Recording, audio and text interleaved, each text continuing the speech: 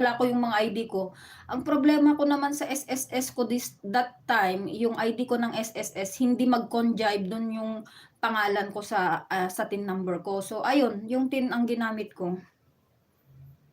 Salamat sa mga midroll nung Parikoy. Mega love shoutout everybody. Sabi ni nung Parikoy. Ayan guys, malapit na tayong matapos ha. 4 minutes na lang tayo guys. Maraming salamat sa big support. Para naman makatambay konti si nung Parikoy. 4 minutes na lang tayo guys.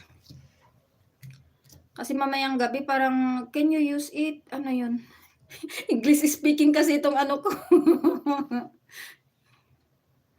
Sabi niya, Miss Marie Chris, hello, pwede SSS gamitin?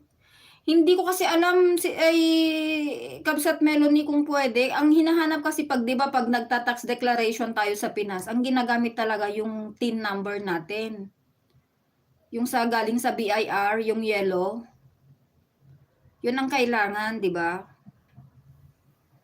So kasi yung mga nag-apply ng identity verification para sa PIN, okay yung mga nila, yung passport, yung mga license, mga ganon. Pero pag sa tax declaration, ang hinahanap talaga yung TIN number. Ano to? Kabsat pare ko, mega love shout out from Kabsat Melanie. Mag-ingat lang siguro pag kagaya sa akin, to ang channel. Yun nga sis lang inaano ko ngayon, iniisip ko.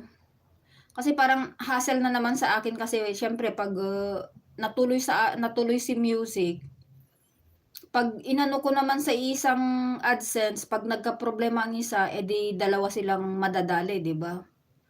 So, ang disadvantage naman na ko siya, na i-separate ko siya, alam mo na naman siyempre i-a-address ko sa kapatid ko kasi nakapangalan sa kapatid ko itong nung ginawa ko yung email address, sa kapatid ko nakapangalan. So total sabi sa akin naman, pwede naman siguro yung niya, yung TIN niya ang ise-send niya sa akin, ako na lang mag-apply and then magpapa-open na naman ako ng another account doon. Kasi yun talagang ng asawa kaya kung minsan pinapa-stop niya talaga ako na i-stop ko na kasi sabi niya parang problema lang dumarating sa akin kasi nga ayun, hindi naman ako kumikita tapos sa Pilipinas naman lahat napupunta, gano'n. Siyempre sabi ko libangan ko na lang ang YT, sabi ko. Ano sabi niya dito? Miss Igorota, hello from nung pare ko, tignan mo sa help center, ano yung problema sis? Ayan.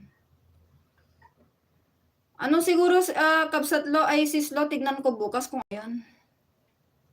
Sa akin nga, wala din tax dahil wala naman akong sahod sa YT noon. Nag-email si Lolos na ayusin ko ang tax. So, inayos ko lahat ng nakita ko na mahati. Di ako nag-claim. Kaya okay siya. Wala siyang hinanap sa akin. So, meaning to say, wala kang tax declaration, Sis AJ. Hindi ka nag-fill up ng tax kay Lolo.